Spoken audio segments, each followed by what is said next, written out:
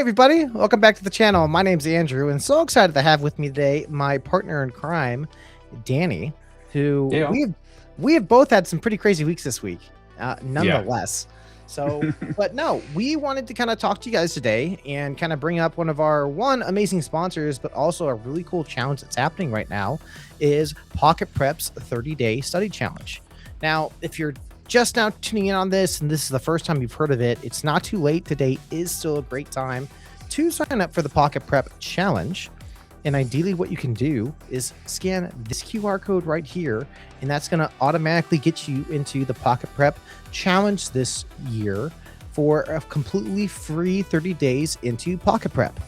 Now, they do have an ability to also update that into a VIP status, but we'll get to that at the end. And me and Danny want to kind of just jump into the platform and kind of really show you guys the ins and outs of how Dana and I both can vouch, we've both leveraged using Pocket Prep in our career journeys as well. And yeah, just kind of show you guys what it's all about. So let's take a journey into Pocket Prep. And Danny, I guess we'll start with, you and I have been using Pocket Prep for a pretty decent amount of time in our years. What would you say is your first favorite part about it? Yeah, I've used Pocket Prep for a few years for various CompTIA exams. Now I'm working through Cyber AB, the CCP, that CMMC realm. What I really like about Pocket Prep is I get in the mode of when I'm getting ready for an exam where I kind of have that urge where I need to do consistent study questions, right? And so, but who has time for 60 questions, right? Who has time to sit there every single day? So in the few minutes I have between one meeting or a few minutes between helping my kids with something, I can do a quick 10 question quiz, right? That's what I really like about that, where I can just do 10 questions. I allow, use Pocket Prep to decide which areas I need to work in, or I can just dial in exactly what I want and go through those 10 questions, see where I did well and see where I didn't do well. And what I like about most of those answers is it references the why, right? Yep. Exactly what you're just showing on the display. And the references too, right? It's not just saying, hey, we think this is right because we think A, B, and C. No, it's pulling for your take, CISM manual. Here's the page, here's the information. And it's super helpful to get that explanation versus you're wrong. Yeah, So I think that's what I really like about that. I think the biggest thing you say too is some folks can get into an exam and a process, and just like you said, it's like finding the time of day to go through an entire class, to go through a whole procedure. Sometimes you already have good understandings of a lot of topics. And so I think, just like you said, I think one of my favorite, I have two favorite parts, honestly. One is the question of the day, which, as you can see, I've been somewhat sporadic, but did hit my question of the day today. But the level up section and weakest subject section, I think, are two of my favorites. The way is depending on the exam you're taking, it will give you for the level up sections those specific domains. So obviously I've been studying for my CISM. So you have information security and governance, risk management, information security program, and incident management. This specifically targets that domain and only asks you questions per that domain. Now, the other thing you can do too, obviously, is one of my other also favorites is the build your own. And this is ideally where you can ask yourself, just like you said, maybe you don't have time for 60 questions. Maybe you only have time for 25. Maybe you only want to go 5. Maybe you want to go as realistic as possible and do 110 mock exam, or even just on your own time, but then specifically target maybe questions you've answered or only your incorrect questions you've done. And now you're targeting specifically the sections that you've actually wanting to work on for the exam. And that's powerful. And I think you mentioned as well, and we'll go ahead and pivot because I know a lot of folks and I myself leverage this for entry-level certification. So your Security Plus, Net Plus, Linux. We'll switch over here real quick, which is quick and easy. And the fun thing is we are obviously on our computers, we're on a desktop. This is both on your phone and on a desktop version of this. Oh, it looks like we're actually due for an update. Let's hit that update button. New exam. Yep. Yeah, so while that updates, launch new versions of their exam. Go ahead. I was going to say, well, that was updating. That's the nice thing about when you customize your exam too, and you do the ones you missed.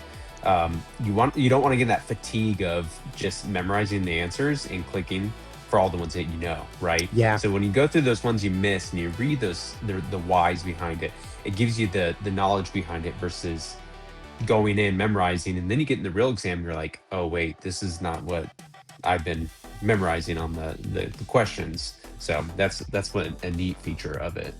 Yeah, and like here as well, it kind of gets you to set that exam date. This is one thing I also kind of like. It's getting yourself accountable. So like let's just say we were taking this at the end of the month of February. You can give you a calendar study timeline, good text description, and then obviously by me switching my exam, I've now changed up my question of the day. Which Danny, let's go ahead and take a shot at this and see if we can get it for our Security Plus. All So right. the question is, which of the following security solutions is recommended for confirming that a file has not been modified by an attacker? Now, one cool thing that I also really enjoy about Pocket Prep is, and I don't know if I'm able to do it on this one. So there's Oh, usually a way, that little button you can click that slashes out. I want to do a quick 10 to show it, but we can slash out a choice, so we can kind of like determine specifically, maybe like we know it's not, and then we'll go ahead and start breaking through this. Well, I know it's not right. tokenization. So Right. that one we can easily talk away. Normalization, also, don't recall. I don't think that's within our kind of scope what this is asking. Now, would you like to explain what salting is, or should I take a whack at it? Okay, I'm gonna butcher it, but salting is basically you take, the encryption of the password, right? You get the string, and then you're adding more to it. So it makes it much harder for a threat actor to crack a password because it's adding all those extra characters that have nothing to do with the password to it. Exactly. So likely not that. So I think with high confidence, we can say what we could do is probably hashing.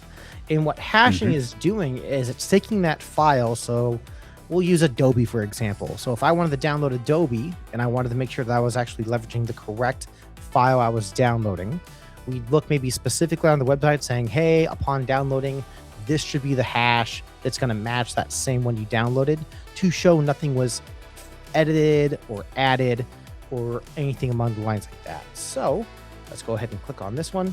Let's go ahead and See if check you got the right. answer.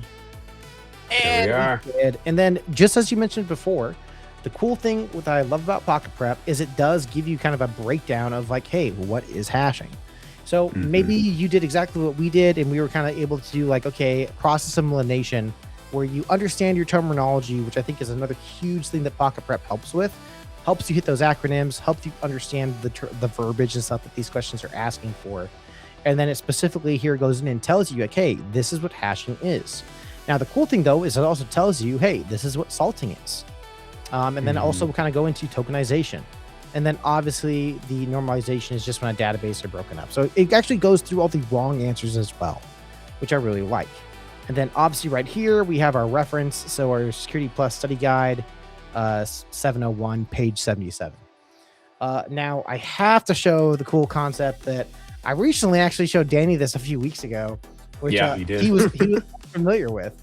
So we'll jump into a quick 10, which one again, I think Danny and I also mentioned is probably one of our favorite functions of Pocket Prep. So let's just hit a few of these and see if we can get some of these right. So which of the following could be an indicator of an injection attack? So we'll start from A. So a system authenticate log show us simultaneous logins for the same user of two geographically separate locations. Don't think that's going to be our injection attack. So the cool thing with this that I really like, right here where it has this little strike, you can strike out that answer so that we're now doing process elimination. So moving right along. So a system authenticate log show hundreds of failed attempts by a user using a common password. I think Danny and I both understand that that's probably more lines of brute forcing. So also wouldn't tie this into an injection attack. So let's also strike out that one. And just like doing the exam, this is exactly kind of the same methodology you'd be going through.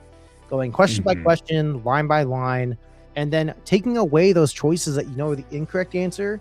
So now we just turned a 25% chance possibility of us getting this correct now into a 50-50. So our last two choices here is the web service access logs show that the server has received requests for directories outside of a web root directory. So maybe possibly, I don't know. What do you think, Danny? And then I mean preliminary potentially. And then the web server's access logs show page requests that include post data with SQL code. So I think it's C, but I actually think it's D, injection attack. Yeah, I'm going with D on this one. Yeah, I'm pretty sure it's D as well. So then the cool thing with this one, as soon as we select this for our quick 10, you can decide and set this into your settings where it will tell you immediately if it's correct or if it'll spit you out the answer right away as well. And I don't think we've set that up to where it's going to just bypass it and tell us at the end. So let's go with D as in Delta. And perfect. We are correct.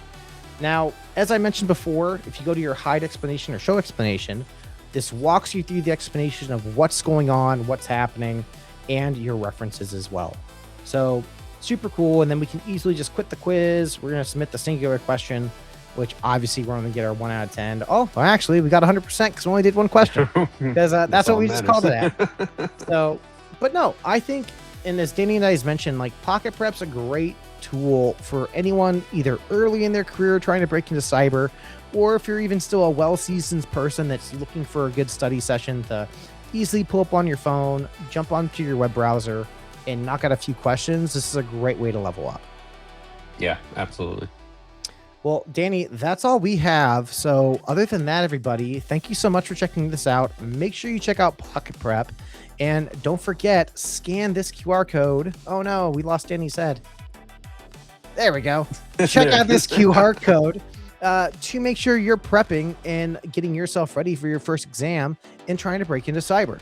And with that, everybody, we'll catch you on the next video.